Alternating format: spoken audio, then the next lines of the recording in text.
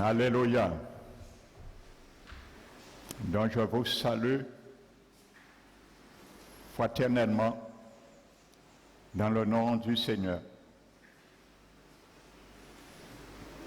Amen.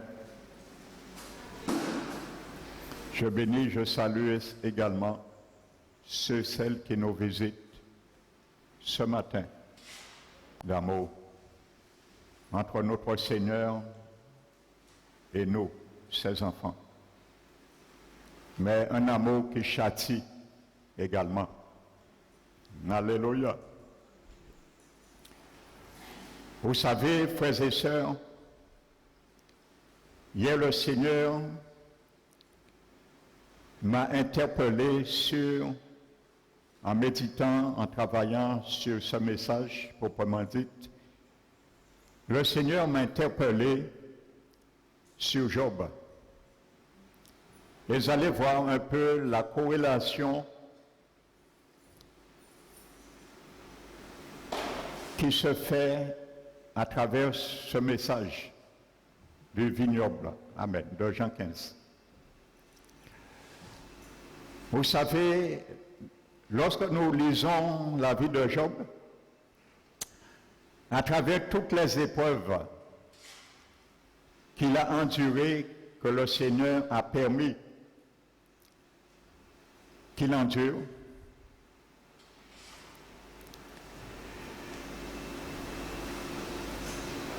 il a subi ce test avec une soumission exemplaire. Je dis bien exemplaire. Pas totale, mais exemplaire. Amen. Donc nous aussi, dans les épreuves que Dieu permettrait dans nos vies, nous devons aussi, autant que possible, essayer aussi de manifester une soumission exemplaire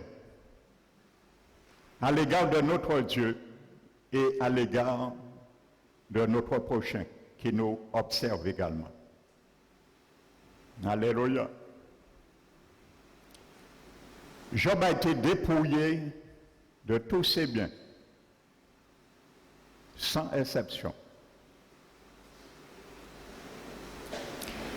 Il a été séparé de tous ses enfants qui sont morts.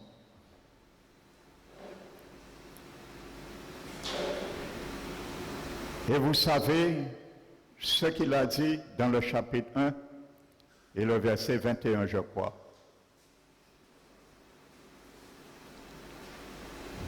Il a dit, nu je suis venu nu je suis sorti dans le sein de ma mère, et nu je retournerai dans le sein de la terre. L'Éternel a donné, il a ôté, que le nom de l'Éternel soit béni.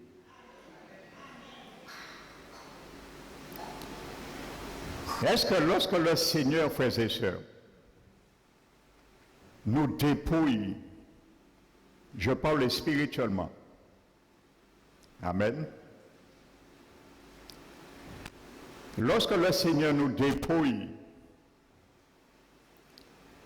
de ce que nous aimons charnellement, amen, je ne parle pas de bien matériel, s'il veut le faire, que son nom soit béni, comme dit Job. Amen. Mais il y a des biens spirituels que nous aimons. Amen. Ça veut dire nos tendances, ainsi de suite. Lorsque le Seigneur nous dépouille de ces choses que nous aimons,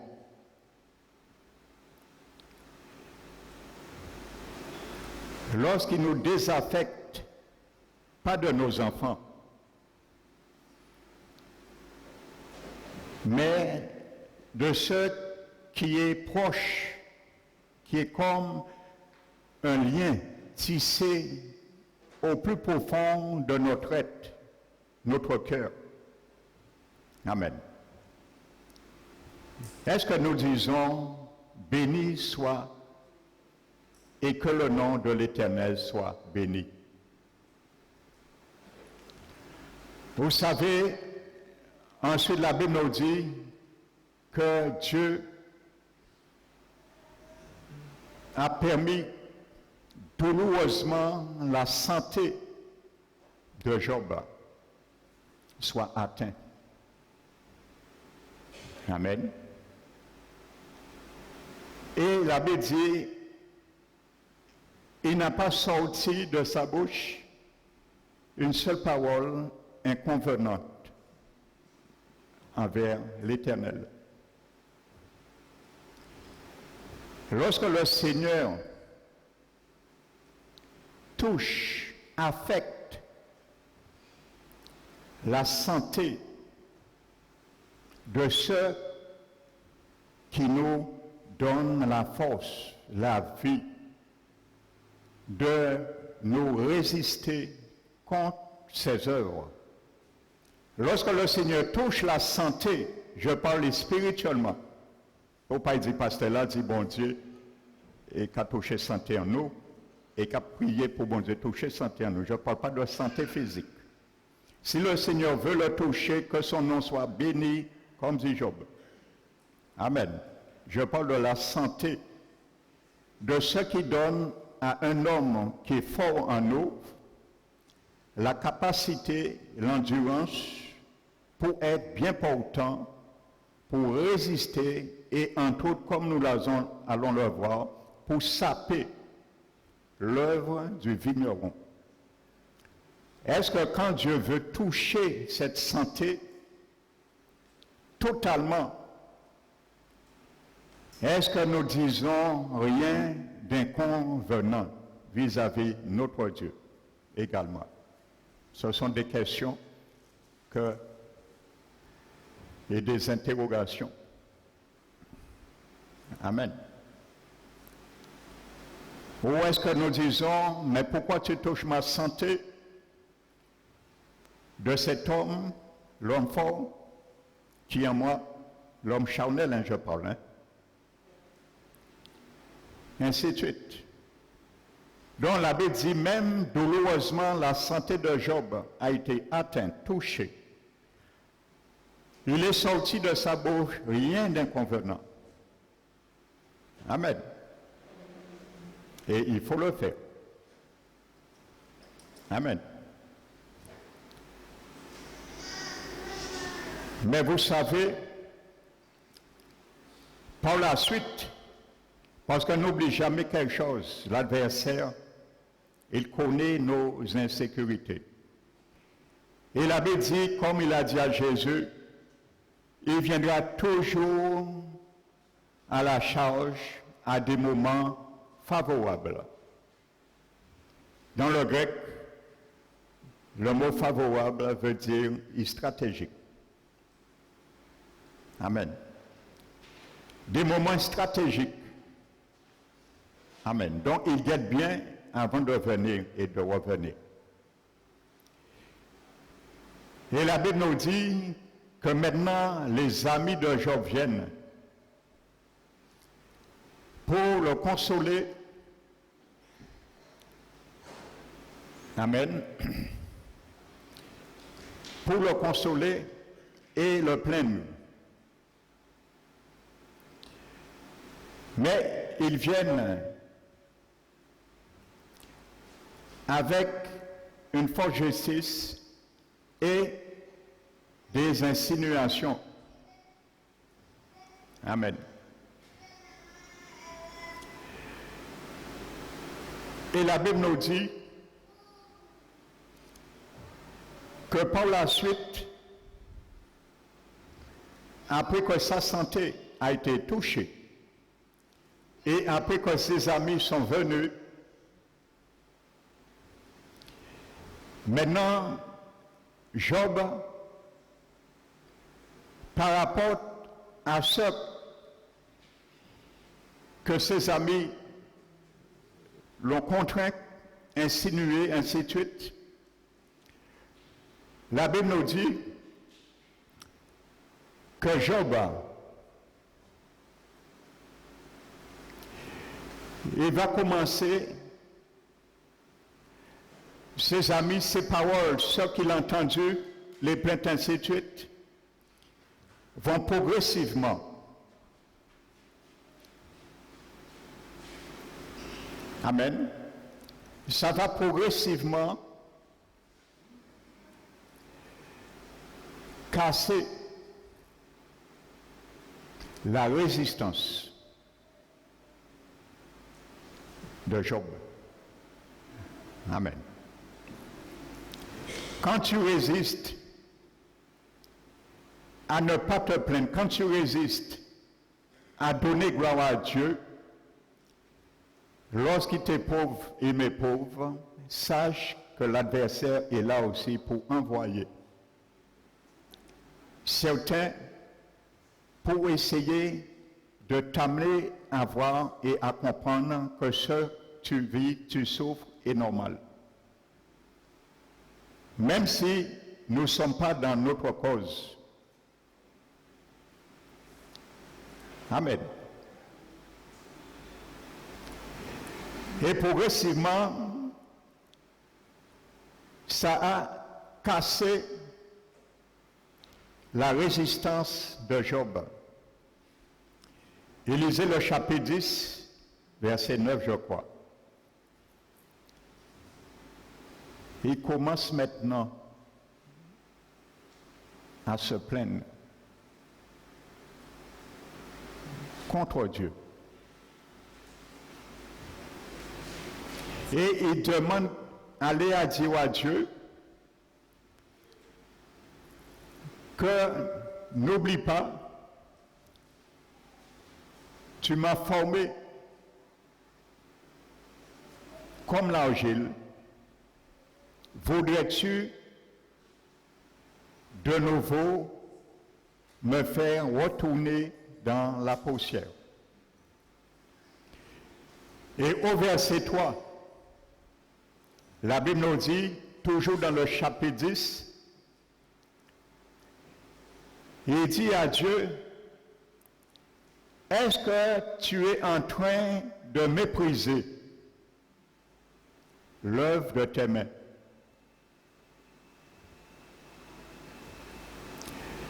Ça veut dire Job entrepris comme si Dieu était en train de mépriser ce que lui-même a formé, a modulé la vie de Job.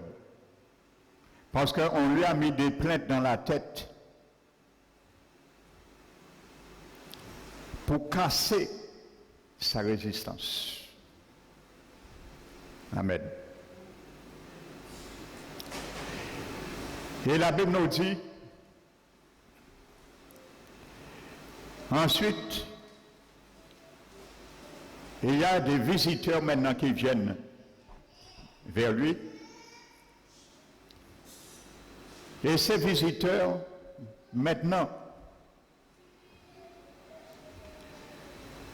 va maintenant accumuler des principes, je paraphrase un peu, et à ce moment, la Bible nous dit que Job commence à se justifier maintenant. Il commence à se justifier.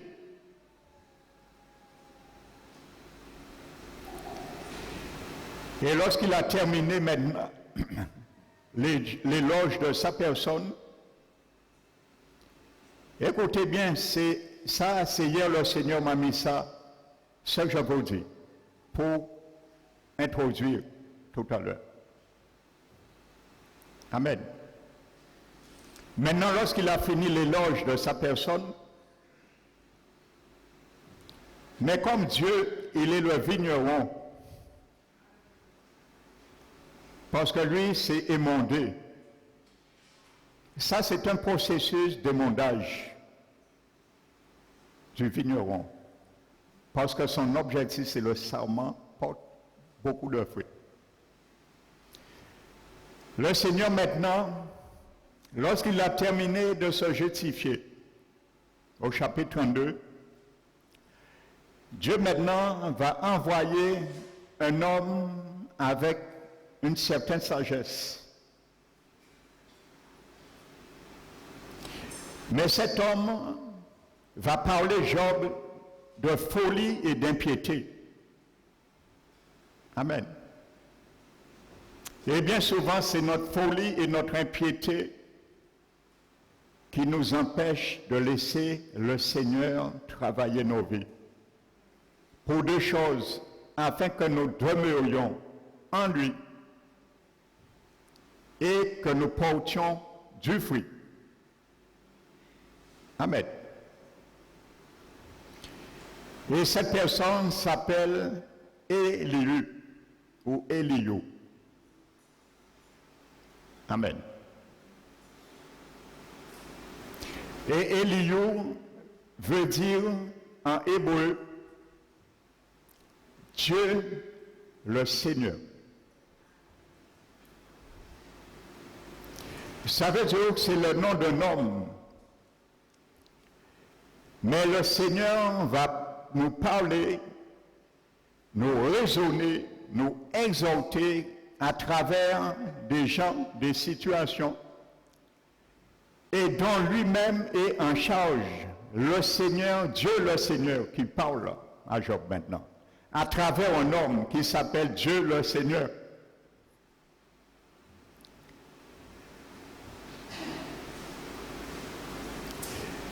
Et il parle à Job à travers Elihu. Et ensuite, Dieu lui-même s'adresse à Job et lui demande maintenant et lui montre où il a porté des plaintes, des paroles inconvenantes vis-à-vis de Dieu, pour qu'il se repente sincèrement. Et la Bible nous dit, lorsqu'il s'est repenti maintenant, le Seigneur l'a rétabli dans sa situation première, mais au centuple. Amen. Donc c'est le principe que Jésus élabore pour chacun de nous. Lorsque nous ne voulons pas être attachés au sceptre, nous ne voulons pas demeurer, le Seigneur va agir de la sorte. Parce que ton objectif, c'est nous ramener pour nous rattacher à notre condition première. Amen. Il va user des situations pour nous tester. Amen. Et lui, il intervient au dernier moment pour nous ramener et nous dire, rattache-toi de nouveau à moi.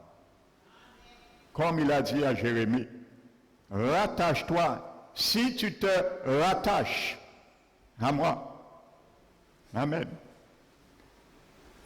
je te parlerai et tu te tiendras devant moi. Amen. Donc pour cela, amen, la vie de ceux que nous aimions, qui nous donne la force de résister, ne disons rien d'inconvénient lorsque le Seigneur veut détruire cette résistance. Et ne disons pas comme Job, est-ce que tu méprises l'ouvrage de tes mains? Donc, en quelque sorte, Dieu voulait dire à Job, c'est non, c'est toi qui méprises l'ouvrage de mes mains.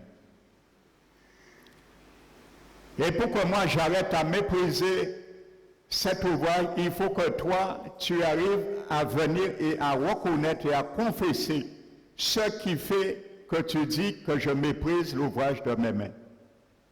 Amen. Alléluia. Une action amène une réaction. Alléluia.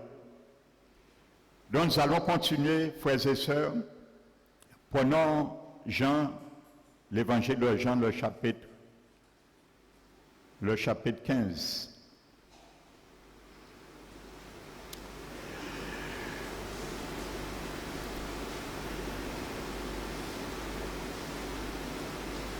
Donc, le fruit. Amen. Nous allons prendre Ézéchiel avant de continuer. Ézéchiel chapitre 15. Pour ceux qui doutent que cette parabole ne s'adresse pas aux chrétiens. Je vous disais dimanche, il y a beaucoup qui pensent que ça ne les concerne pas. Un chrétien né de nouveau. Et il y a aussi des serviteurs qui prêchent ça. J'ai déjà entendu des pasteurs prêcher ça. Cette parabole, c'est pour les païens. Ce n'est pas pour les chrétiens. Eh bien, nous allons voir qu'est-ce que Jésus, si c'est pour nous ou si c'est pour les païens. Quand je disais, on passait à dire les catholiques, c'est des vrais chrétiens. Alors, pourquoi moi, un converti, moi? Si on est un vrai chrétien, ça ne tient pas debout. C'est une honte pour un pasteur de prêcher ça. Pourquoi je me suis converti? Pourquoi tu es converti, mon frère, ma soeur? Si tu es un vrai chrétien, pourquoi tu t'es converti? Non, c'est une honte de prêcher une telle chose à ces brebis. Après, ces brebis-là qui ont fait n'importe quoi, ils ont fait des temps à autre on coûte la messe, et ils ont dit, ah, mais on sont vrais chrétiens. Qui m'a dit ça? Jésus, un homme qui dit ça, pas Jésus. Et ça, ce n'est pas l'évangile de Christ. Amen. Regardez ce que Ézéchiel 15 dit. Verset 1 à 8. Je prends le soin de lire tous les versets. Ne perdons pas Jean 15. La parole de l'Éternel me fut adressée en ces mots. Fils de l'homme, le bois de la vigne, qui a-t-il de plus que tous les autres bois? Alléluia. Si tu es un sarment, tu as été greffé en tant qu'olivier sauvage, tu es devenu participant à la racine nourricière. Romains 11. Amen. Tu étais un bois. Amen. La Bible dit, fils de l'homme, le bois de la vigne, qu'a-t-il de plus que tout autre bois? Et c'est là que nous comprenons pourquoi Paul dit de ne pas te glorifier, moi et toi, aux dépens de ceux, les branches, les juifs qui ont été retranchés. Ils sont plus, ils ont perdu leur salut. Mais nous, Paul dit, nous avons été greffés à leur place.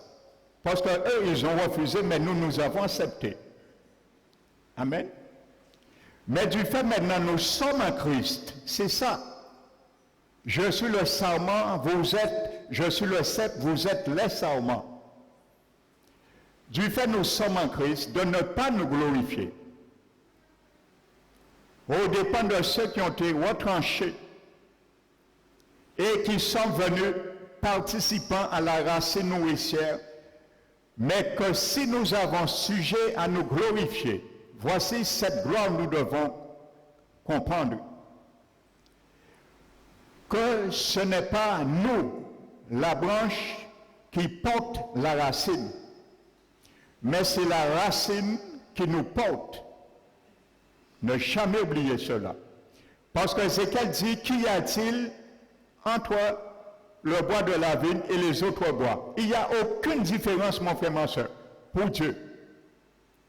La seule différence qu'il y a entre un chrétien et un inconverti, la seule différence, le chrétien a l'Esprit de Dieu. C'est tout. Mais il est le même bois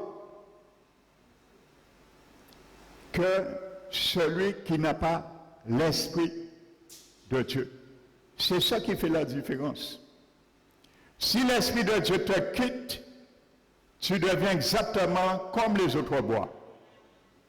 C'est ce que Ézéchiel nous fait comprendre là. Amen.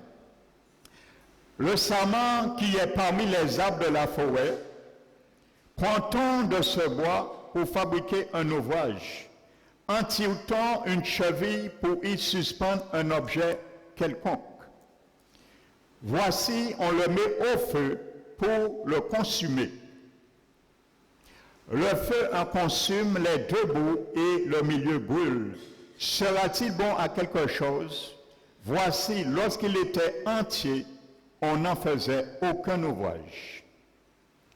Combien moins lorsque le feu l'a consumé et qu'il est brûlé, en pourra-t-on faire quelques ouvrages? C'est pourquoi ainsi parle l'Éternel, le Seigneur, comme le bois de la vigne parmi les arbres de la forêt. Comme le bois de la vigne parmi les arbres de la forêt, ce bois que je livre au feu pour le consumer, ainsi je livrerai les habitants de Jérusalem. Il parle à son peuple, hein? Alléluia. Et ça, c'est spirituellement, parce que Jésus, sa parole est vie et esprit. Il ne parle pas aux inconvertis. Il ne parle pas aux nations. Les autres nations n'ont rien de différence entre le bois de la vigne et les autres bois de la forêt. Nous étions un bois de la forêt. Nous sommes maintenant un bois de la vigne. Mais prenons attention et garde, parce que Jésus dit qu'il peut nous brûler, frères et sœurs. Amen. Ainsi, je livrerai les habitants de Jérusalem, son peuple. Amen. Je tournerai ma face contre eux. Ça, c'est la bonté de Dieu. Ah, là, il prend bonbon. Le bon Dieu. Le bon Dieu. Le bon Dieu est toujours bon. Mais là, c'est ça, c'est vérité. Qui parle là.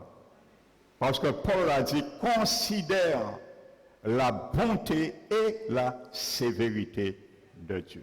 Bonté plus sévérité égale amour. Si tu retires la bonté de Dieu, retire l'amour. Si tu retires la sévérité de Dieu, retire aussi l'amour. Parce qu'il châtie ceux qu'il aime. Hébreux 12. Alléluia.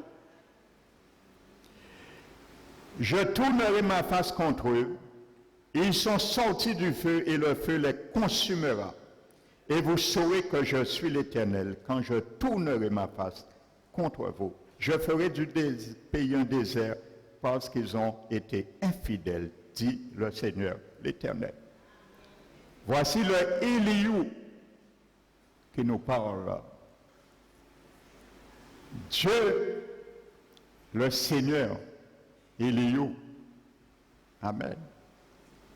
Maintenant, revenons à Jean 15. Qu'est-ce que le fruit? Je disais que n'oubliez pas le fruit, ce n'est pas nous qui produisons le fruit, parce que nous n'avons pas de sève en nous-mêmes. Alors tu ne peux produire aucun fruit qui vient de Jésus. Nous n'avons pas la sève en nous-mêmes. La sève vient du tronc. Amen. Donc, par le Seigneur maintenant, nous pouvons laisser le fruit se développer en nous. Et nous, notre but, c'est le porter. C'est ça qui est marqué dans la parabole. Porter le fruit. Mais le fruit est en nous. Les fruits sont en nous. Ce fruit, c'est Jésus. Alléluia. Et tout ce que nous devons porter vient de lui. Rien ne nous appartient. Paul a dit, que nous, certains, il a dit, il a semé, il a planté, Apollos a arrosé, mais Dieu seul fait quoi? Amen. Donc, le fruit est la seule preuve valable qu'un sarment demeure effectivement dans le sceptre. Amen. Le fruit est la seule preuve valable qu'un sarment demeure, un sarment demeure dans le sceptre. Amen. Alléluia. C'est à leur fruit qu'on reconnaît l'arbre. L'arbre, c'est Jésus. Il est le tronc, c'est l'arbre. Alors si tu ne portes pas de fruit, je ne porte pas de fruit de cet arbre, nous ne demeurons pas. C'est ce que Jésus a dit. Amen. Alléluia.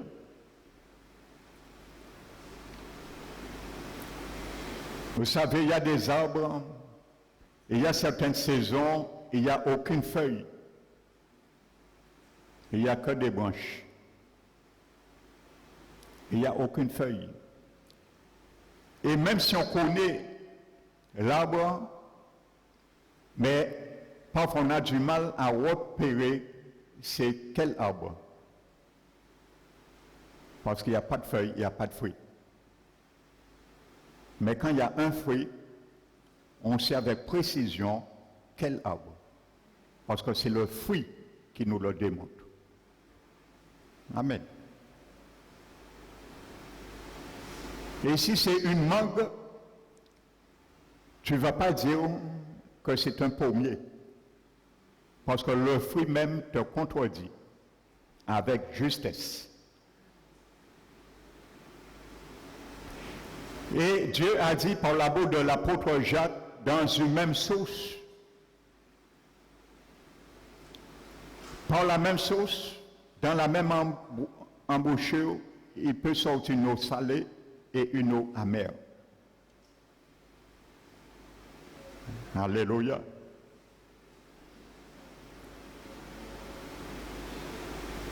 Et Jésus l'a dit, vous les reconnaîtrez à leurs fruits.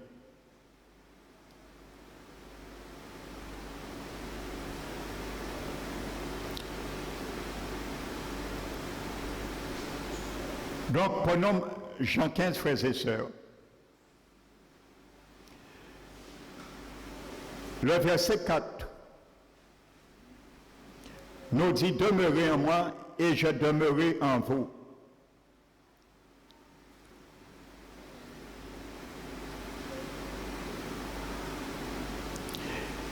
Et au verset 7,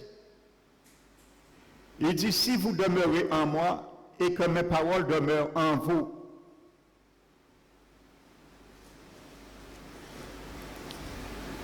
Alléluia.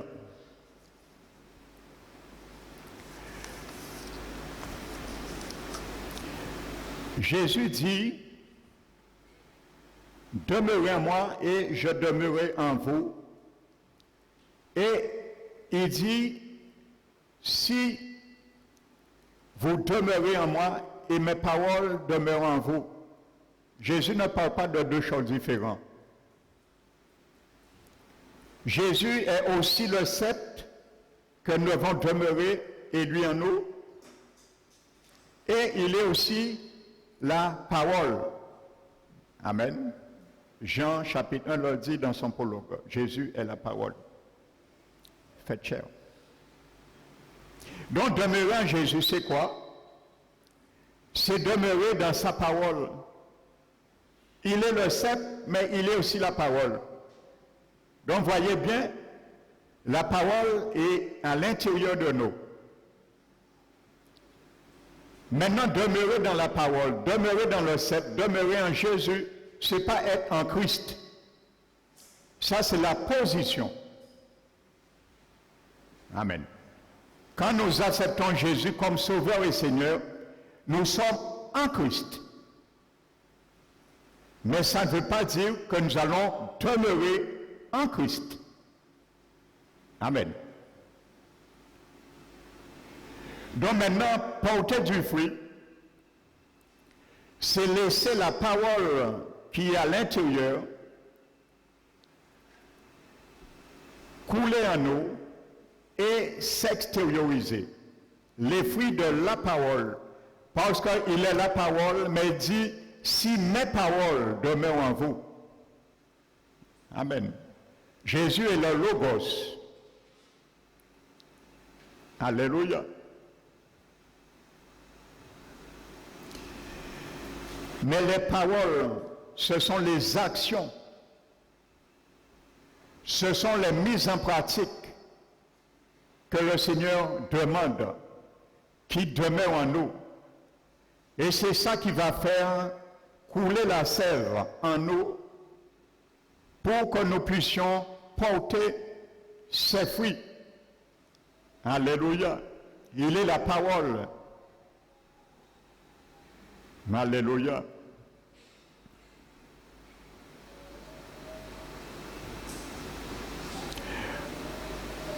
Vous savez, le verset 3 de Jean 15, déjà vous êtes purs à cause de la parole que je vous ai annoncée. Quelle parole Jésus a annoncée? Qui peut me dire? Jésus lui dit, vous êtes purs à cause de la parole que je vous ai annoncée. Quelle parole?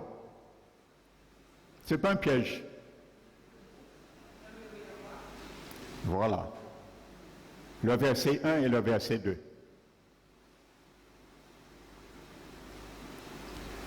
Jésus décrit, il est la vie, il est la résurrection. Et si tu acceptais Jésus comme la vie et la résurrection, tu ne peux pas ne pas porter du fruit. Parce que c'est pour ça que je t'ai mis en moi. Vous êtes purs à cause de la parole que je vous ai dite. Et tu peux le traduire aussi par émondé, parce que dans le grec, c'est le même sens. Alléluia. Jésus peut dire, il y a certaines traductions qui disent que vous êtes émondés à cause de la parole que je vous dis. En grec, c'est la même chose. Amen. Le mot émondé est le mot katéros en grec. Et ce même mot grec, katéros, nous le retrouvons dans l'évangile de Jean, toujours Jean, le chapitre 13. Amen. Qui est traduit par purifié ou pur. Le même mot grec, katéros. Alléluia. Lorsque Jésus lavait les pieds, alléluia, il avait les pieds des disciples. Jésus dit que vous êtes purs, sauf un seul, katéros. Amen. Là, il est traduit par purifié, pur, contrairement à Jean 15, verset 3, parce que là, on parle de sarment qui peut être retranché. Donc, le mot émondé correspond, s'applique mieux dans ce contexte. C'est ce qu'on appelle, en langage biblique, l'herméneutique. C'est la science qui consiste à étudier les Saintes Écritures. C'est ce qu'on appelle l'herméneutique. Amen. Ça veut dire appliquer les tonations ainsi de suite, un contexte grec dans le contexte qu'il convient, ainsi de suite. Amen. Donc, comprenons les deux. Jésus leur dit que vous êtes purs, sauf un seul, Judas. Et c'est pour ça, comme il venait d'être retranché, Jésus a profité d'insérer cette parabole à cause de Judas. Parce qu'il y a beaucoup de Judas aujourd'hui qui sont déjà retranchés aussi. Il n'y a pas que Judas Iscariote, il y a des Judas qui sont déjà retranchés et qui sont en enfer aujourd'hui. Des millions, je parle de chrétiens. Et il n'y a pas que Judas Iscariote qui a été retranché du cep. C'était lui qui venait d'être retranché, peut-être le premier. Mais il y aura un dernier aussi qui sera retranché. Amen. Alors ma prière, je ne veux pas ni ça soit 3 mois qui soit le dernier, ou entre l'intermédiaire, entre Judas Iscariote et le dernier. Parce qu'il y a beaucoup qui sont retranchés, qui continuent à être retranchés. Des chrétiens qu'on les a appris le libertinage, qui sont devenus des chrétiens libertins. On fait ce qu'on veut. C'est ce qu'on m'enseigne. C'est ce que le pasteur a dit, c'est ce que l'apôtre a dit, c'est ce que le prophète a dit. Mais on ne vérifie pas ce qu'on lui a dit si c'est en conformité avec la parole de Dieu. Amen. Donc, l'abbé dit que Jésus dit, vous êtes purs. Et la Bible écrit bien ce mot qui est traduit par purifier, détient bien sa tonation, ce que Jésus disait. Parce que Jésus a employé 2 mots grecs différents pour laver. Ça, c'est un rappel, vous le savez, peut-être pour les nouveaux. Jésus a dit, parce que Pierre a dit à Jésus, non Seigneur, tu ne vas pas me laver. Mais il n'a rien compris. Il pensait que Jésus était en train de faire un lavage physique, une ablution. Ce n'est pas ça que Jésus était en train de faire. Mais il a compris après. Jésus dit à Pierre, tu ne comprendras pas maintenant, mais tu le comprendras après. Il dit à Pierre, celui qui est baigné n'a plus besoin de se laver. Baigné, laver. Jésus emploie 2 mots grecs différents. Le mot baigné, dans le grec, Jésus emploie un mot grec, louo. Et ce mot louo veut dire un lavage total. Jésus parlait, vous êtes purifiés parce que vous avez été au bénéfice du pardon. Vous êtes pardonnés de tous vos péchés. Le mot louo. Celui qui est baigné, il n'a pas besoin d'être lavé, il a besoin que se laver les pieds pour rester pur. Et le deuxième mot que Jésus emploie pour laver, c'est le mot nipto, grec, qui veut dire ce qu'on emploie pour laver les mains, laver les pieds. Simplement ça. Donc Jésus dit maintenant, vous êtes déjà au bénéfice de mon pardon judiciaire. Votre dossier qui vous condamnait de tous les péchés a été détruit, effacé, mais maintenant, vous allez continuer à pécher de temps à autre, involontairement. Et lorsque vous allez pécher, vous allez vous justifier, je vais envoyer Eliou. Vous sanctionner.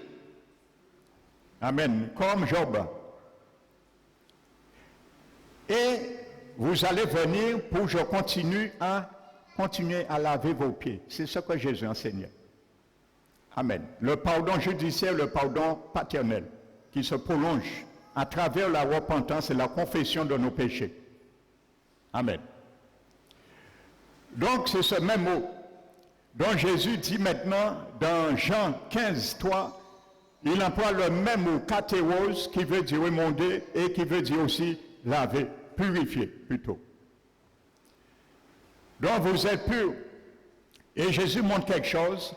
On est aussi bien purifié par la parole, et la parole aussi est une eau d'ablution qui nous lave aussi. Parce que c'est le mot grec qui est employé. Témonder, m'énonder, c'est me laver et me laisser laver par la parole. La parole, c'est une eau purificatrice.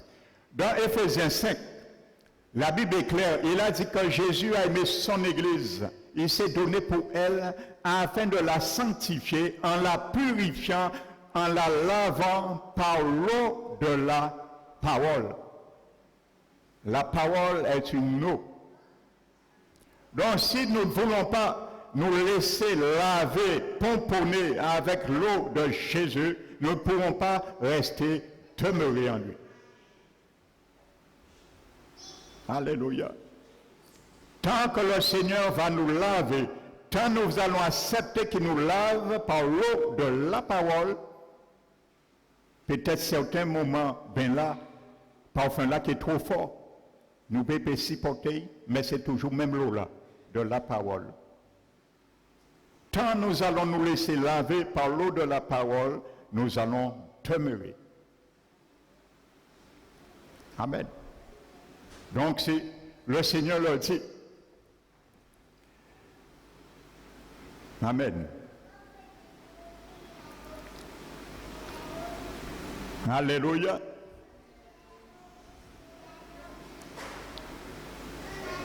Et le verset 6, une précision, je viendrai plus loin sur cela. Il est dit, verset 6, si quelqu'un ne demeure pas en moi, il est jeté dehors, comme le sarment. Il est jeté dehors. Où on parle de jeter dehors? Le prince de ce monde est jeté dehors. Est-ce que c'est Satan ou ses œuvres qui sont jetées dehors? Répondez-moi. Parce qu'on me dit là, cette parabole s'agit des œuvres des chrétiens, non des chrétiens. Il faut être aveugle pour dire de telles choses également. Jésus a dit, vous êtes les sarments. Il parle dit, œuvres, c'est les sarments. Il dit, vous sont sarments. Si tu es une branche, tu ne peux pas être le fruit et la branche en même temps. Nous sommes d'accord? Tu es le fruit ou la branche. La branche porte le fruit, mais tu n'es pas la branche. Alors, il ne faut pas dire que la branche, c'est le fruit. Les œuvres, ce sont les œuvres. La personne, c'est la personne.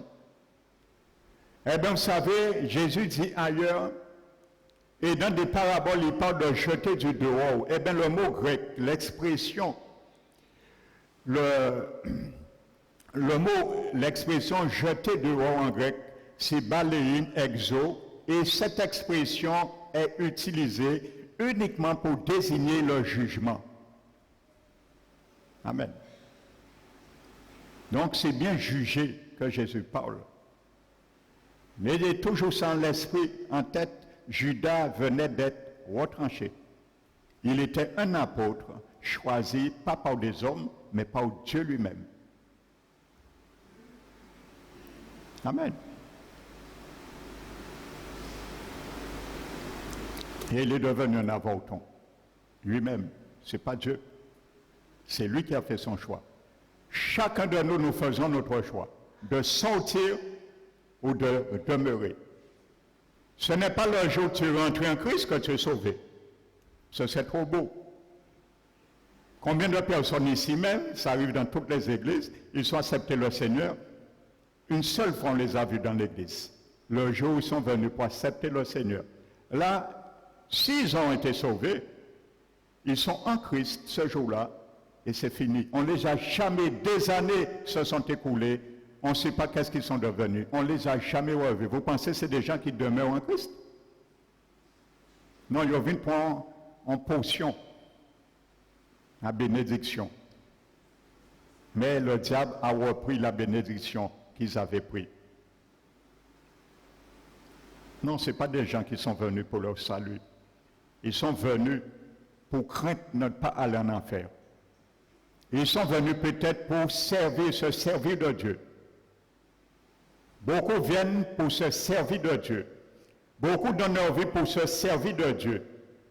Mais ce n'est pas ce que Dieu donne. Dieu te donne le salut, pas pour te servir de lui, c'est pour qu'il te serve de toi. Dis à ton prochain, Jésus ne te sauve pas pour que tu te serves de Dieu. Il te sauve pour qu'il te serve de toi. Amen. Et beaucoup ont oublié ça. Alléluia. On est sauvé, Jésus nous sauve pour se servir de nous après. Parce que Jésus est le fruit et il est embarrassé avec ses fruits. Lui, il est au ciel. Il est embarrassé avec ses fruits. Il ne peut rien faire au ciel avec ses fruits. Parce que c'est la perfection là-haut. Et on va laisser Jésus embarrassé avec les fruits. Il ne peut pas vendre. Vous avez déjà vu des marchands de marché.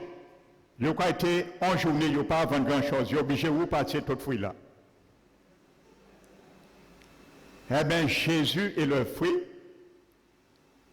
Mais il veut te servir de toi et de moi pour porter ses fruits. Amen. Alléluia. Donc c'est ça. Jésus veut se servir de nous.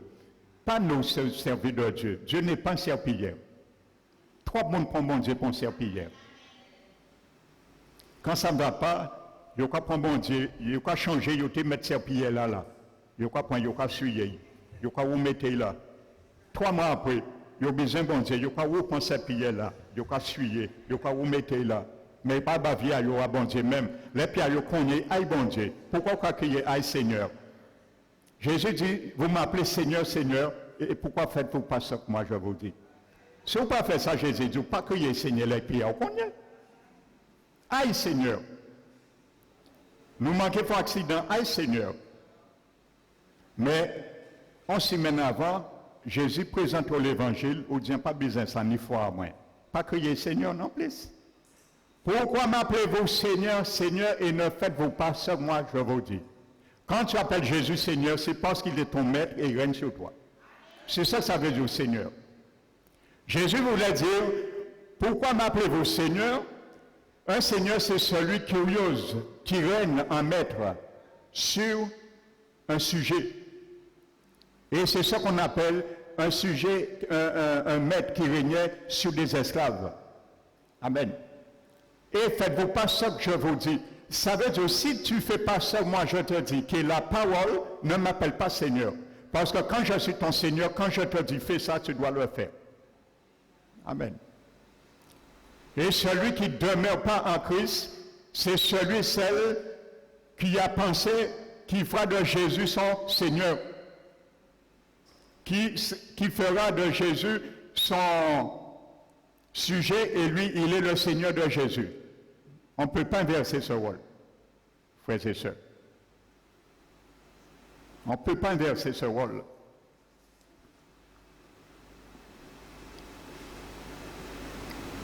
Amen. Donc l'émondage consiste à quoi?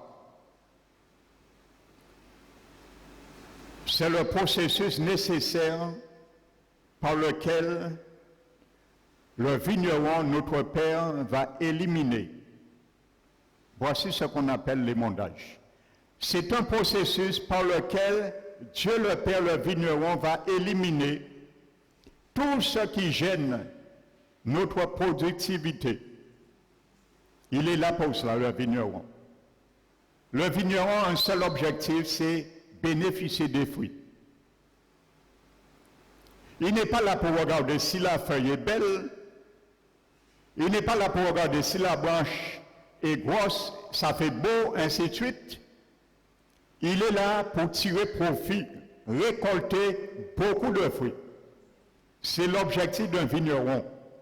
C'est pour ça qu'il manifeste une grande patience avec une telle dextérité pour cela. Il s'attend à tirer profit de quelque chose. Et à mettre essai, patience, il oblige à un moment donné de retrancher. Amen. Parce que lui, il veut utiliser les autres sarments qui sont productifs. Et ceux qui ne sont pas productifs, ne pas affecter le reste des sarments. Amen. N'oubliez pas, Paul disait, n'oubliez pas un peu de levain, fait lever toute la pâte. Et j'en ai un monde, un seul monde des fois qui a détruit l'église. Un peu de levain fait lever toute la pâte. La pâte, c'est l'église locale. Et parfois, il y a un chrétien et qui a se met petit goût de levain qui a détruit toute ton église. Amen. Regardez ce verset qui me vient. Ce que Paul dit dans 2 Thessaloniciens.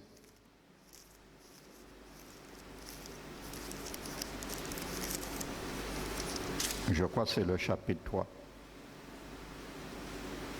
verset 6. 2 Thessaloniciens, chapitre 3, verset 6. Nous vous recommandons, frères, au nom de notre Seigneur Jésus-Christ, de vous éloigner.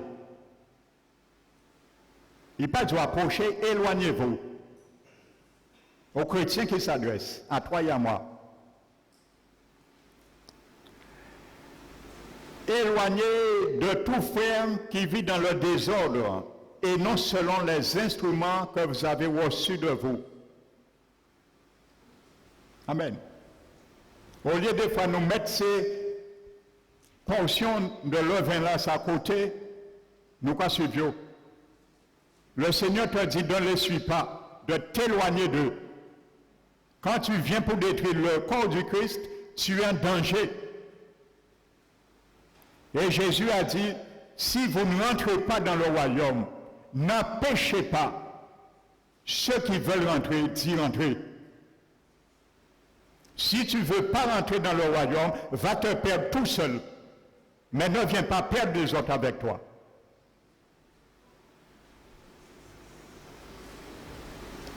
Amen. Trop parmi nous, nous aimons recevoir du levain. Le jour où on vient te présenter du levain, mettre mon nas en place. Dieu n'a pas besoin de levain là, ça va faire gonfler. Levain là pour présenter moi, c'est levain là Paul qui a parlé dans 1 Corinthiens 10. Réjouissons-nous. Célébrons la fête, non avec du levain, de malice et de méchanceté. Il y a plusieurs types de levain, mais avec le levain de vérité et de justice. C'est ça le levain, tu me présentes, justice et vérité, bon moi. Parce que là, il est stagné, il peut faire gonfler. Levain de méchanceté, je ne veux pas ça. Un peu de levain fait lever toute la pâte. Il parlait aux chrétiens qui semaient la division dans l'église à Corinthe. Amen. Alléluia. Vous comprenez pourquoi le Seigneur, il n'est pas un bonbon, il est bon, mais il est sévère. Aussi. Parfois, Paul venait avec douceur, mais parfois le Saint-Esprit lui donnait le bâton aussi. Et il disait parfois, voulez-vous que je vienne aujourd'hui avec douceur ou avec le bâton? Moi, je ne décide pas. A toujours quoi dit l'Esprit Saint, décider. Moi, je veux être un instrument. Je ne veux pas décider pour le Saint-Esprit. Et dans ma prière, vous avez déjà entendu à maintes reprises, avant que je prêche, je dis, Esprit Saint, je veux aujourd'hui, je sois le grand, mais toi, tu es la main. Parce qu'un grand, seul, sans main, n'a aucune valeur. Il faut une main. Je suis le grand. S'il n'y a pas la main, je ne peux rien faire. Alors, utilise-moi comme un grand, et toi, tu es la main, Esprit Saint. Alors, si il dit, moi, prends bâton là, il dit, non, Esprit Saint, c'est douceur. Ok, prends bâton là, et ben, moi, passons son grand. Je subis. Je suis un grand, le grand subit. Je suis un âgé, je ne peux pas dire au portier, pourquoi tu me dis de prendre le bâton? Je suis l'âgé, qui est-ce? Conteste-tu avec le portier, celui qui t'a formé, lui dirant pourquoi tu m'as fait comme ça? Paul a dit ça. Non. Alléluia. Et quand le Saint-Esprit le permet, il sait pourquoi. Je ne sais pas, mais il sait. Alléluia. Et bien souvent, il faut rappeler cela, ces principes majeurs. Parce qu'on oublie trop souvent. Quand on oublie, il faut revenir à la charge. Amen. Donc, continuons. L'émondage, c'est éliminer tout ce qui gêne notre productivité. Il retranche le péché et les autres choses qui sapent notre vigueur spirituelle.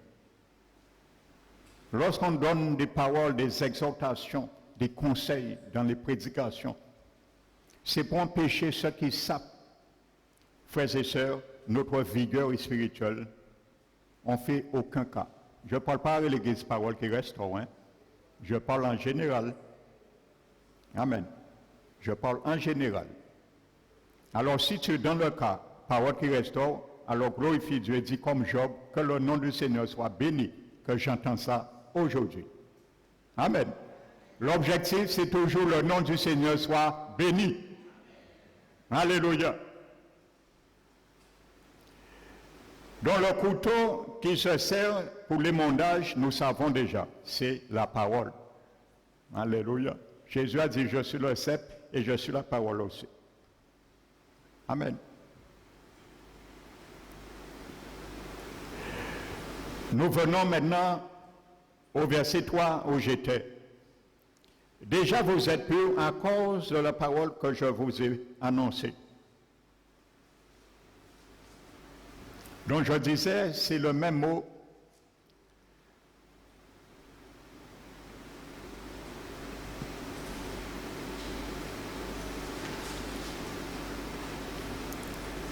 Employé dans Jean, le chapitre 10 et le verset, chapitre 13 et verset 10. Amen.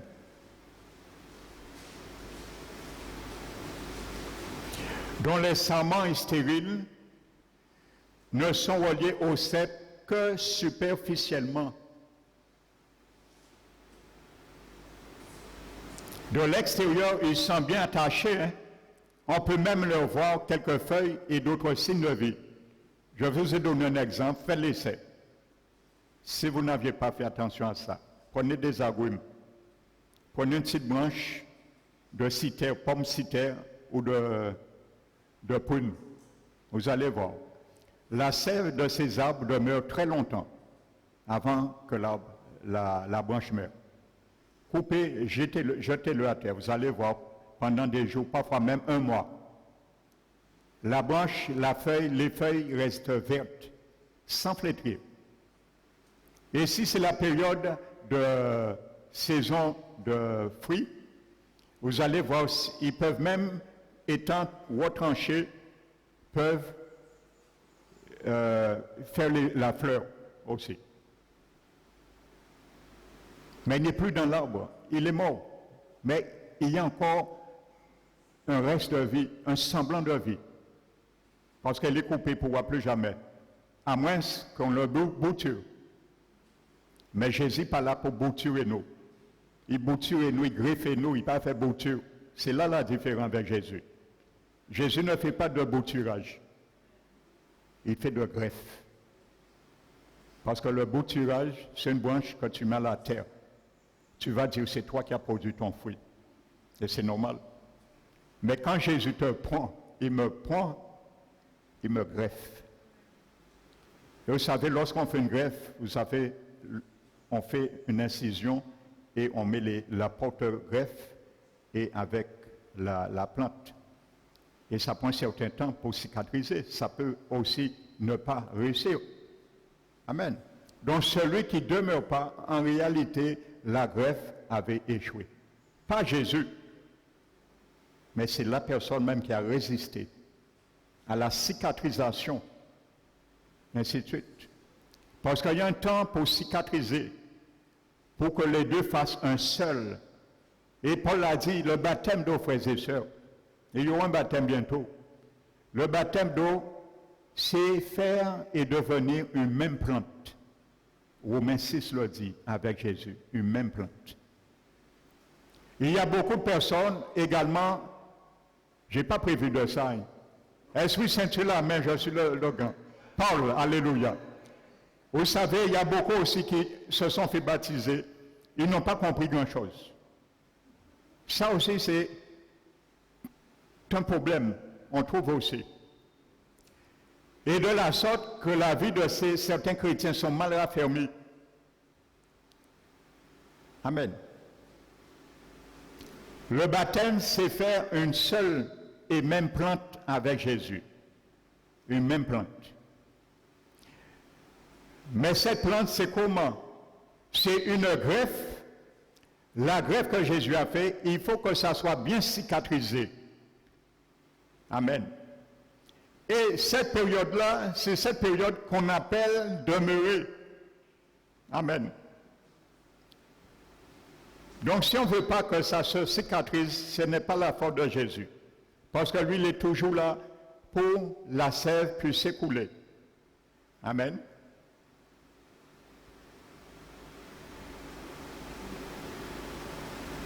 Cette conformité de ces mêmes plantes, c'est en conformité en sa mort et en conformité à sa résurrection.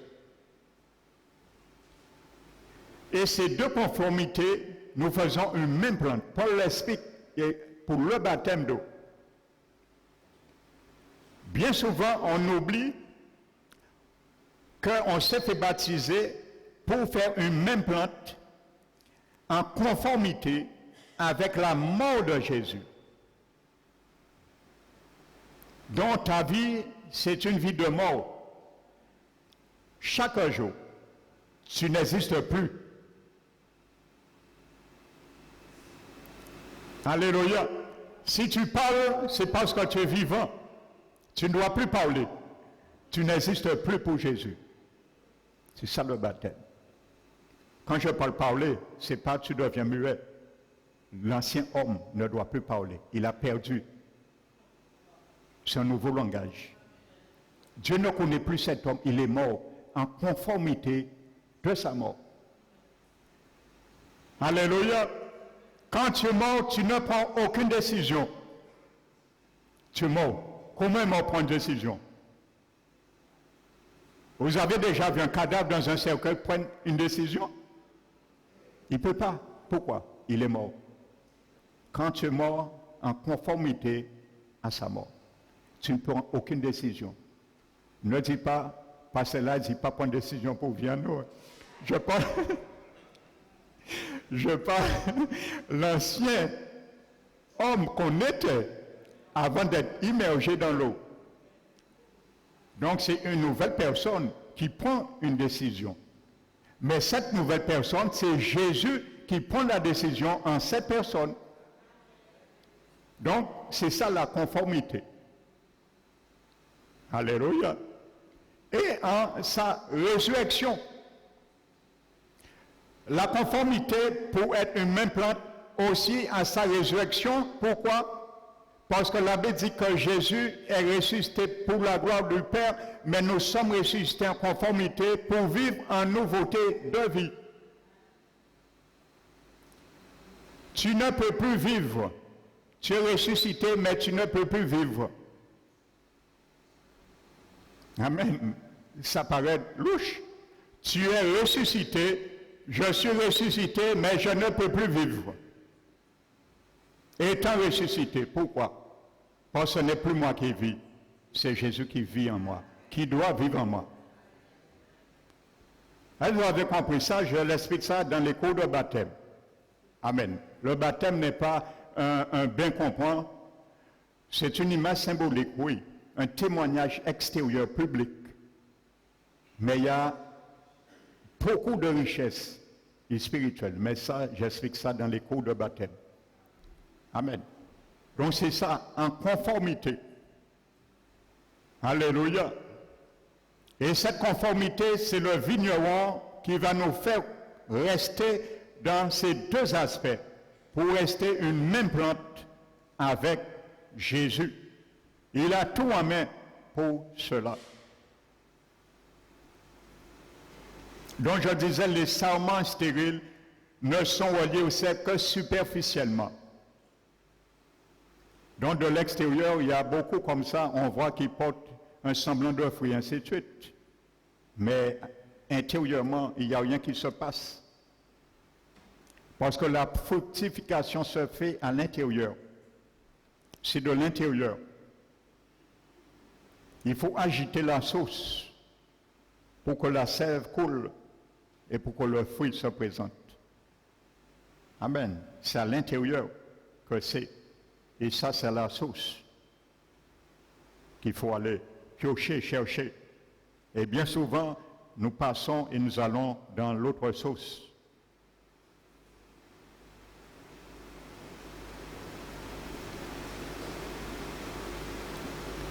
Mais quelque chose manque dans ces tels serments.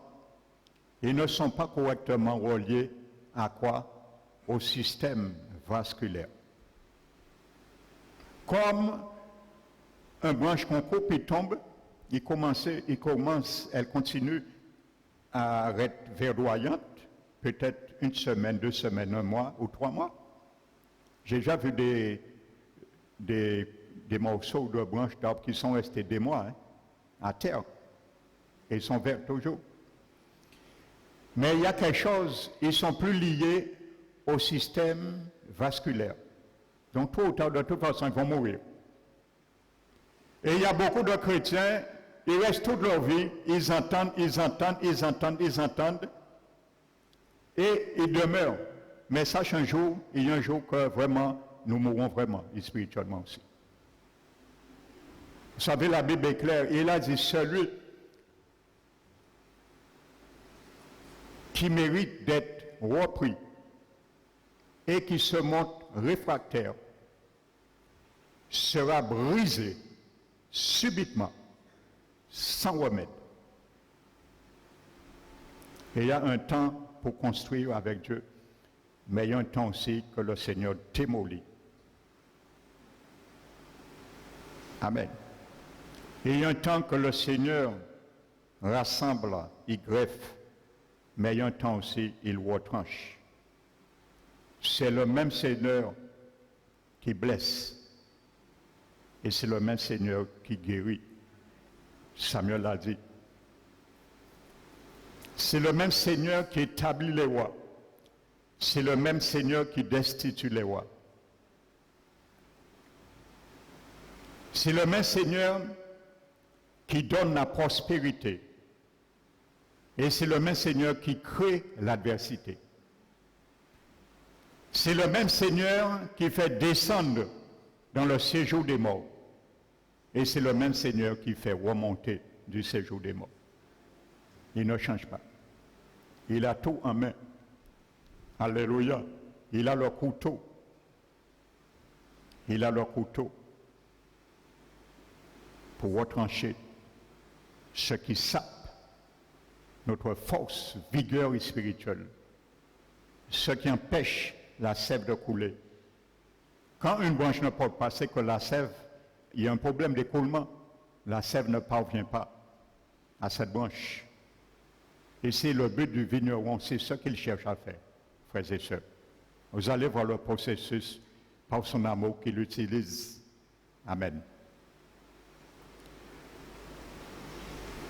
Donc je disais, pendant des années, il y a beaucoup qui font beaucoup d'apparence, ils peuvent même faire des œuvres, mais à l'intérieur même, il n'y a rien qui se passe, parce que c'est à l'intérieur que ça se fait, tout le travail. Alléluia. Amen. Car ils sont incapables de porter du fruit. L'expression « prenons en moi », aussi bien au verset 2, tout serment qui est en moi, et chaque fois que le Seigneur dit « demeurez en moi », en moi.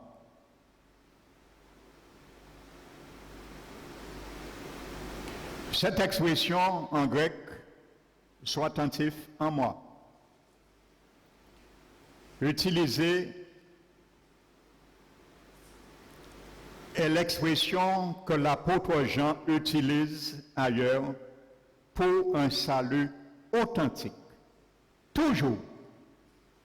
Quand Jean utilise particulièrement l'apôtre Jean, aussi bien dans son évangile que dans ses épîtres, c'est toujours pour un salut authentique. Dans le grec, c'est N et moi. N et moi. E-N. E-M-O-I. Alors, vous voyez là, il s'agit bien des chrétiens. Parce qu'un inconverti, un païen, n'a pas le salut. Donc, il s'agit bien des chrétiens, toi et moi. Il s'agit. Nous allons voir quelques versets où Jean utilise cette même expression et vous allez voir, est-ce que c'est pour des inconvertis? Prenons Jean chapitre 6. Le même mot grec, en et moi. Jean chapitre 6. À chaque fois, c'est pour un salut authentique. Jean chapitre 6, verset 56. Jésus qui parle. Celui qui mange ma chair et qui boit mon sang demeure en moi et je demeure en lui. En et moi. Amen. De qui s'agit là? Des inconvertis ou de toi et moi? Qui est en Jésus? Un inconverti? Mais non, il ne peut pas aller là. Il est foudroyé. On ne peut pas être en Christ sans être purifié au préalable de nos péchés. Et il y a un ordre. 1 Corinthiens 6, je crois, verset 11. Paul rappelle aux Corinthiens leur passé. Il rappelle, décrit un certain nombre de choses que les gens faisaient et il dit, vous étiez en grande partie de leur nombre. Mais vous avez été sanctifiés. Vous avez été lavés. Et vous avez été justifiés au nom du Seigneur Jésus et par le Saint-Esprit. Amen. Il faut que tu passes par là. Et à ce moment, tu es en Christ. Là, c'est ta position. Et de cette position maintenant, Jésus est le sceptre, tu es un sarment, l'Esprit Saint est la sève, et le Père est le vigneron. Et veille au réveil. Parce que lui, il ne dort pas. Même quand tu dors, il surveille sur l'état de ton cœur. Et il t'a dit, veille sur ton cœur pour ne pas donner accès au diable pendant que tu dors. Parce que moi, je ne sommeille et de dors. Le vigneron. Et là, le couteau, et couteau là, filé 24 heures sur 24 heures. Et non l'ange qui chargeait à cela. Alléluia. Et nous donnons ce couteau de quoi à y aiguiser. Parce que si, pour garder quantité fois qu'à mettre couteau là, si vient nous, eh bien, ange là, ça a dernier travail pour aiguiser à chaque fois. Vous savez, plus qu'on utilise un couteau là ou un couteau, plus il faut l'aiguiser pour réutiliser. Eh bien, mieux vaut battre le Seigneur à aiguiser couteau là que laisser couteau là sans aiguiser. Hein. Ça vaut mieux pour nous. Au moins, nous savons le couteau fait son travail sur nos vies. Amen. Mais pas mettre ange là qui charge à cela en chômage. Alléluia. Je stigmatise, hein. Je ne dis pas que c'est ce que le Seigneur fait, hein, que c'est un ange qui le fait. Amen. Je pense que vous comprenez. Alléluia. Donc il s'agit bien quelque chose qui est authentique. Toujours Jean, parce que c'est Jean qui utilise ce mot vraiment, dans son sens, toujours un salut authentique. Jean chapitre 14, un deuxième, versets 10 à 12. Ne crois-tu pas que je suis dans le Père et que le Père est en moi? Les paroles que je vous dis, je ne les dis pas de moi-même, et le Père qui demeure en moi, c'est celui qui fait les œuvres. Croyez-moi, je suis dans le Père est en moi, sinon croyez du moins à cause des œuvres que je fais. Alléluia. Donc ça, c'est une réalité.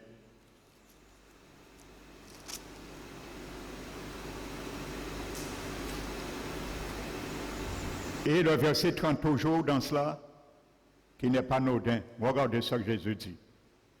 Je ne parlerai plus guère avec vous, car le prince du monde vient, il n'a rien en moi. Amen. Le prince de ce monde n'a aucun salut avec Jésus.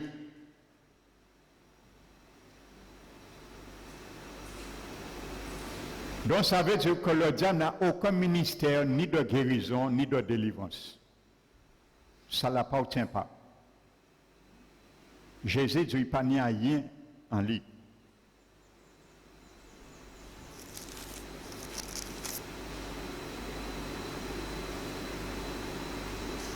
Verset 21 et Jean chapitre 17, et je reste sur ces trois versets. Chapitre 17, Jean, verset 21. Afin que tous soient un, comme toi, Père, tu es en moi, un et moi, et comme je suis en toi, afin qu'eux aussi soient en nous, pour que le monde croie que tu m'as envoyé. Alléluia. Si je porte du fruit, tu portes du fruit, les gens verront que Jésus est en nous et que le Père l'a envoyé. Alléluia. C'est le fruit de Jésus qui attire le monde dans son Église, dans son royaume. Amen. Il ne nous demande pas de le produire, il nous demande d'être des administrateurs, des intendants, de les porter. Mais il y a une manière de les porter. Il ne faut pas nous porter d'une manière cambale. Il faut nous porter comme il veut que nous portons ce fruit.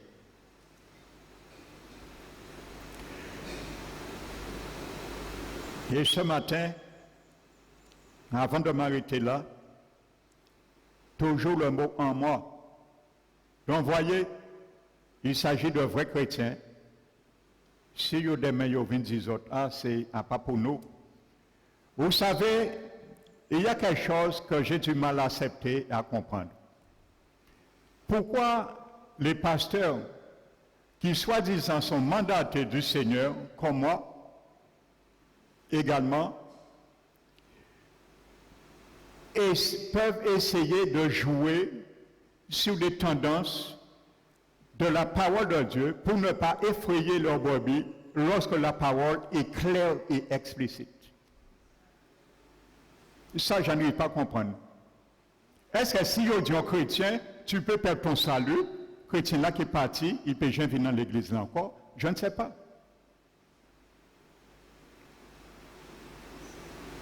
Il y a des passages qui sont clairs, frères et sœurs. Un enfant de 5 ans le comprend.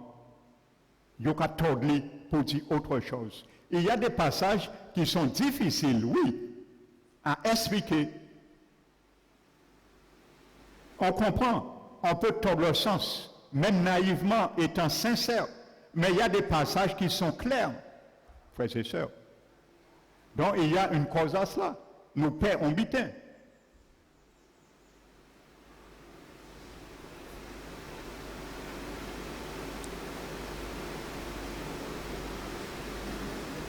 Donc, toujours le mot en moi.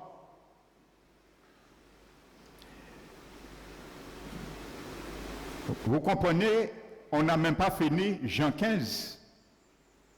Jésus n'a pas voulu, comment dirais-je, faire couler de l'encre inutilement. Parce que cet enseignement est très consistant. Amen. Donc le mot en moi a une valeur en grec adverbiale. Une valeur adverbiale. Ça veut dire qu'on pourrait traduire tout sarment qui ne porte pas du fruit en moi, quand il est en moi. Il le retranche. C'est ça que ça veut dire, une valeur adverbiale. Ça veut dire, on ne peut pas porter du fruit si on n'est pas en Christ. Amen. Amen. Donc, pourquoi? Eh bien, un inconverti, comment il peut porter du fruit de lui-même? La Bible est claire, le grec, c'est une valeur adverbiale. On ne peut pas porter du fruit si on n'est pas en Christ. Donc, ce n'est pas pour un inconverti. C'est bien pour toi et moi que ça s'adresse. Amen. Tout sarment qui ne porte pas du fruit en moi, ça veut dire lorsqu'il est en moi, il le retranche. Parce que quand tu es en Christ, tu dois demeurer. Et c'est quand tu demeures, tu porteras du fruit. Donc, être en Christ ne sert absolument à rien. Amen.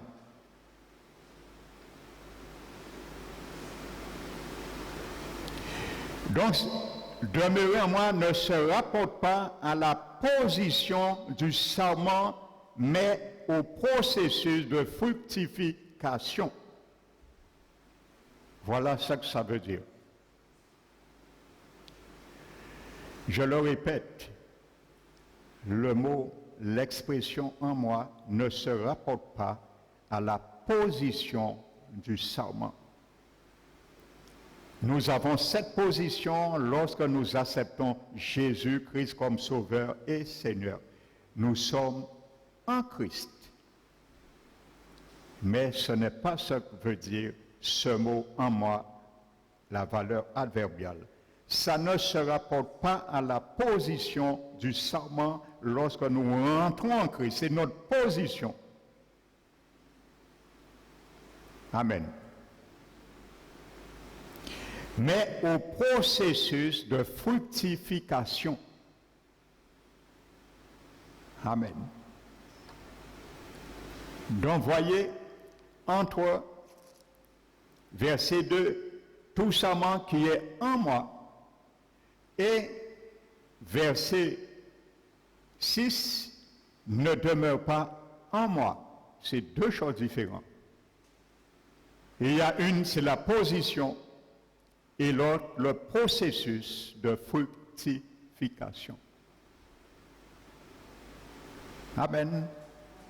Quand nous allons obéir au Seigneur, il est le cep, il est la parole. Amen. Et il donne des paroles. Il est la parole, nous sommes la parole. Amen. Il y a le logos. Mais dans ce verset, la Bible dit le rhémata, pas le logos. Logos en grec veut dire la parole écrite, lue, parlée.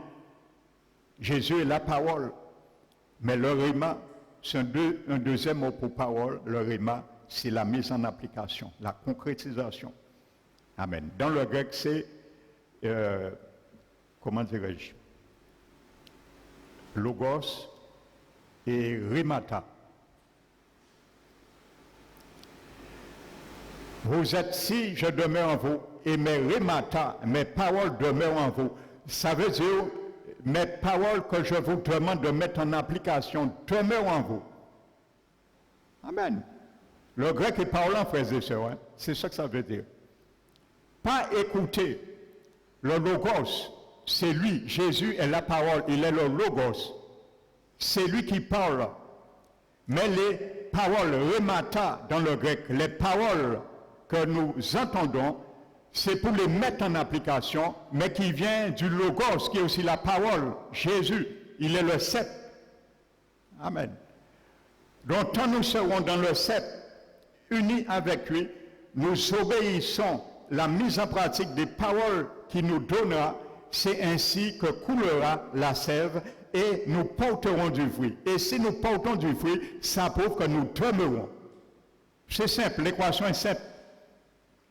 Si nous ne portons pas du fruit, ça prouve que nous avons été hantés et que la cicatrice est en train d'être consolidée, mais il faut bien consolider. Amen. Et le jour où le Seigneur, finalité, va nous retrancher, ça veut dire que ça n'a jamais été consolidé. Et que nous avons été un serment superficiel, si je peux dire hypocrite. Par l'hypocrisie, c'est faire semblant ce qu'on est et qu'on n'est pas. Donc c'est un ou l'autre, frères et sœurs. Amen. Il faut parler comme ça. C'est le langage des derniers temps, c'est l'évangile des derniers temps. Il faut mettre ce piment, cet assaisonnement, parce que les chrétiens, de plus en plus, rédient leur coup. Ils n'ont qu'à fâcher à pasteur là, dit ça, dit ça, dit ça. Mais il faut pasteur là, dit ça, dit ça, dit ça. S'il pas dit ça, dit ça, dit ça, qui j'en qui rentre en salut là? Mais en veut, moi rentrer en royaume là, vous aussi, frère, moi, aimer pour nous rentrer ensemble. Parce que moi, en partant vivre, qu'à brûler dans la GN un jour. À force, oui, moi-même. Donc c'est normal. J'ai entendu le président Macron pendant le débat, le conflit des Gilets jaunes. C'est lui qui l'a dit, hein. Ça, c'est lui, c'est ce qu'il dit ou pas. Mais il a dit que si il voulait une grande foule derrière lui, il aurait opté pour ce qu'on lui demande. Il a fait comprendre que non. Donc c'est la même chose. Je peux faire que cette église, parole qui restaure, aussi devenir 1000 membres, si je veux aussi. C'est très simple, hein, ça, hein? Remplir une grande église. Je commence à prêcher le libertinage. Je commence à vous dire, l'enfer n'existe pas.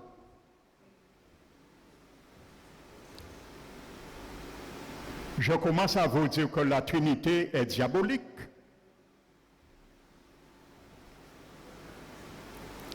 Je commence à vous dire que si vous donnez votre dîme, vous irez en enfer. Et ainsi de suite. Eh bien, l'Église a dans un moment, quelques mois, qu'animé le monde. Parce que là, ça va complaire beaucoup de cœurs qui sont déjà prédisposés avec de tels évangiles. Je peux vous dire qu'on prête catholique Martinique là, pas rien de mal à voter en noisette dans bois de nuit. Le Seigneur comprend. Vous pensez que si je me mets à prêcher ça, cette église peut remplir? Eh bien, détrompez-vous, en cas que premier, mon cas que l'église qui est remplie. Parce qu'on aime entendre ça. Mais quand Jésus a prêché la parole, ses vérités, tout le monde partit à la fuite. Ni ça de juste laisser souiller à eux. Force de courir.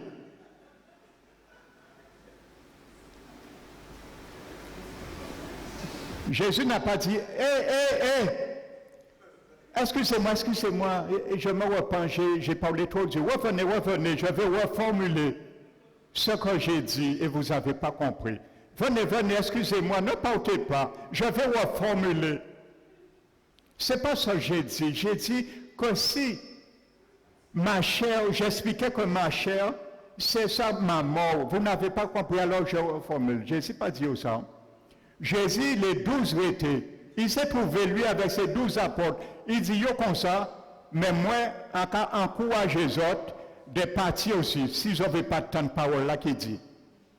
Il encourage eux à partir aussi. Il ne les a pas encouragés de rester. Il les a encouragés de partir s'ils veulent. Alors je vais t'encourager de rester, quelqu'un s'il ne veut pas entendre l'évangile du Christ. Mais non. Je ne peux pas m'associer avec de tels conciliabules. Alléluia. Parce que l'Éternel m'a mandaté pour prêcher la sainte doctrine. Même si pas nous le monde, ça n'a pas fait rien. Si nous entrons à toi en royaume là, à qu'à penser Jésus qui dit, moi, bon et fidèle serviteur. tu as été fidèle quand même. Tu n'as pas regardé sur la foule. Parce que quelque chose, tu n'as pas oublié que mon église était toujours appelée un petit troupeau et que c'était une porte restreinte, étroite et resserrée que très peu rentrent dedans, que beaucoup n'ont pas compris. En plus, si Jésus dit moi ça, même si nous entrons à toi, mais nous avons des couronnes en nous qui éclairent leurs éclats en haut là.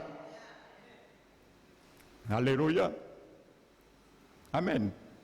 L'évangile, c'est l'évangile. Amen. L'éducation des parents pour les enfants, c'est pour leur bien. Donc la parole est là pour nous éduquer aussi. Donc l'émondage, c'est l'éducation du vigneron. Alléluia. Et nous allons voir comment le vigneron le fait. Vous allez voir, frères et sœurs. Pas pour nous détruire. Et si après cela, nous ne voulons pas, alors là, présent, nous pouvons voir qui gens et qui retranche nous et comment qui brûle nous. Amen. Donc c'est une parabole qui est sérieuse, frères et sœurs. Amen. Et je vous l'ai prescrit avec sérieuxité et en pas rigoler avec parole à Jésus. Parce qu'on ne peut pas rigoler avec une telle parabole. Amen. Il y a trop de choses sérieuses dans cette parabole qui sont ressorties. Amen. Et les apôtres ont dit, mais Seigneur Jésus, pourquoi tu nous as sauvé? Mais où irons-nous? Tu as les paroles de la vie. Les apôtres ont défini les paroles de la vie, ce sont les paroles qui sont dures à entendre. Alléluia. Alors si le Seigneur t'a envoyé pour entendre des paroles dures, glorifie-le. Alléluia. Parce que c'est ce qui te sauvera, ton âme. N'oublie pas, ton esprit est sauvé, mon esprit est sauvé. Notre âme est en train d'être sauvée. N'oubliez jamais cela. Si on vous l'avait mal expliqué, quand tu es né de nouveau, tu es sauvé, c'est ton esprit, mon esprit qui est sauvé. Mon âme n'est pas sauvée encore. Et c'est mon esprit sauvé qui doit sauver mon âme, pas Dieu. Amen. Dieu a fait sa part. Il a sauvé notre esprit. C'est mon esprit, ton esprit qui est régénéré, qui est né de nouveau, qui a la vie éternelle. Oui et amen. Mais maintenant, c'est mon esprit humain qui doit sauver mon âme, pas le Saint-Esprit dans mon esprit qui va sauver mon âme à ma place. Ce qu'on a mal compris. C'est toi qui vas sauver ton âme. Et comment tu vas sauver ton âme? Par la parole et l'application. Jacques le dit, recevez avec douceur la parole qui a été implantée en vous, car c'est elle qui peut sauver votre âme. Amen. Et quand ton âme sera sauvée, à ce moment, finalité, ton corps sera sauvé. Soit à la mort, en Christ, ou soit à la résurrection. Il sera transmuté. Amen. Alléluia. Dans le vigneron, tant nous sommes en vie, le vigneron est là pour cela, pour que notre âme puisse être sauvée. Alors remercions le Seigneur lorsque parfois ça fait mal, frères et sœurs. Et lorsqu'il fait ressortir des choses dans nos vies, ne faisons pas et ne lui disons pas comme Job. Est-ce que tu es en train de mépriser l'ouvrage de tes mains? Non, Dieu ne méprise pas. Job n'avait pas compris tout, on le comprend. Alléluia. Il était intègre, il est resté intègre. Mais si vous lisez tout l'épisode du premier chapitre jusqu'au dernier, vous allez voir, Job a fait 74 fausses conjectures envers le Seigneur. 74 faux propos à cause de sa souffrance. Je ne le juge pas. Peut-être j'aurais fait pire. Amen. Mais voyez, et la Bible dit qu'il était quand même juste. Mais lisez, vous allez voir, il a fait 74 fausses témoignages vis-à-vis ce que le Seigneur l'éprouvait, parce qu'il ne savait pas ce qui se passait. Et sans finalité, le Seigneur l'a repris par Élihu, et ensuite l'Éternel lui-même l'a parlé. Et n'oubliez pas, quand Dieu s'adresse à nous, au chapitre 38, je crois, le Seigneur dit, maintenant, Dieu se révèle à Job au milieu de la tempête. Au milieu de la tempête. Chapitre 38, je crois.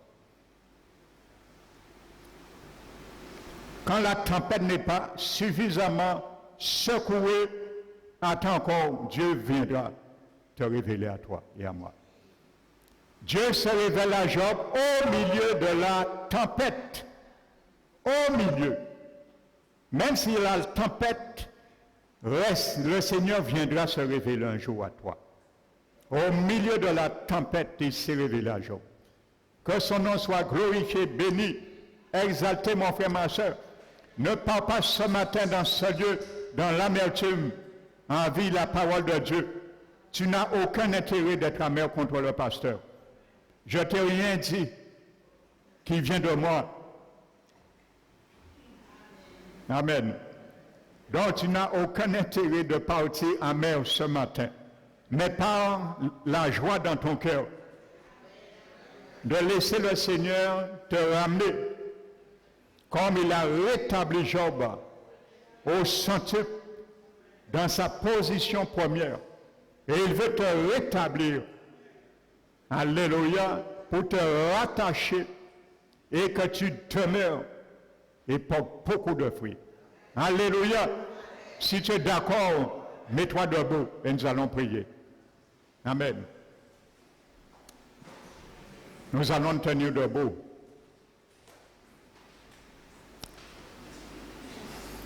Fermons les yeux.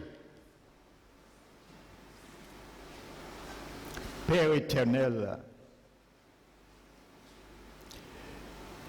je te remercie, Seigneur, mais avec humilité devant ton peuple, je te le dis, Seigneur.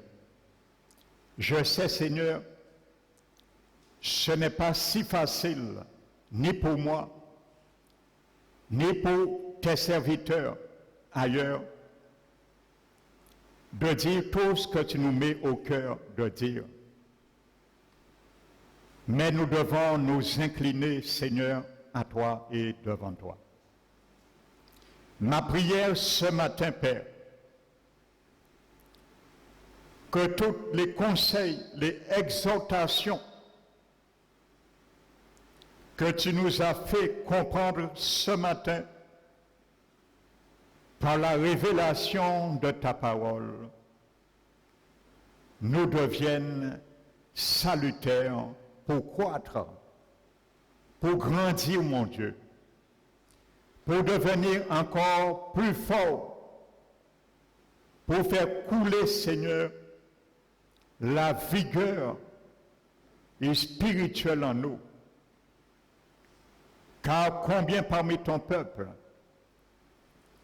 qu'ils ont déjà amoindri la force vasculaire de sept lorsqu'il faut faire couler, Seigneur, circuler la sève qui vient de toi, dont tu es la racine, dont tu es le cep et l'olivier.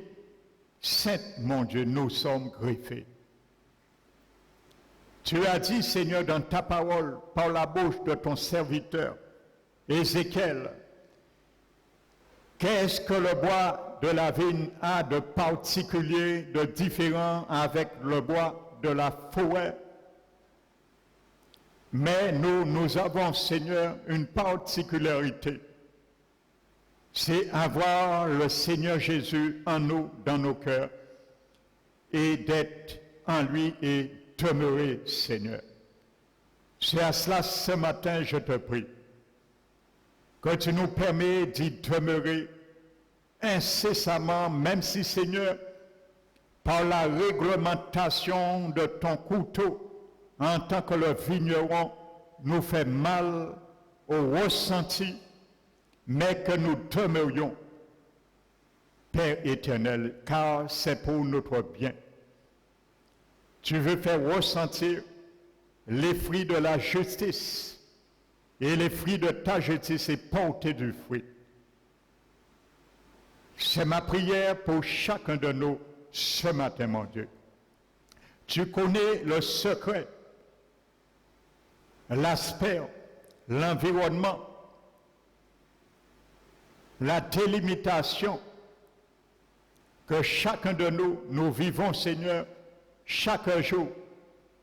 Tu vois tout, mon Dieu, tu connais tout. Alors ce matin, que chacun de nous puissions, Seigneur, faire l'inventaire sur nous, sur notre cœur, sur notre comportement vis-à-vis de toi, sur la manière dont nous avons l'habitude de résister à toi, de réduire notre nuque, réduire notre cou. Lorsque tu veux, le fardeau devient léger, mais nous le rendons lourd, Seigneur. Alors qu'il soit ainsi pour chacun de nous. Comble-nous, Seigneur, de ta grâce, de ta miséricorde, qui triomphe de ton jugement. Car tu ne voudrais aucun soit retranché dans ce lieu, et c'est ma prière également. Qu'il soit ainsi à la mesure que nous prenons acte à ce que tu nous as dit ce matin et que nous faisions, Père éternel, bon usage. Qu'il soit ainsi. Et je te prie, te remercie, Père, au nom de Jésus-Christ. Amen. Maintenant, nous allons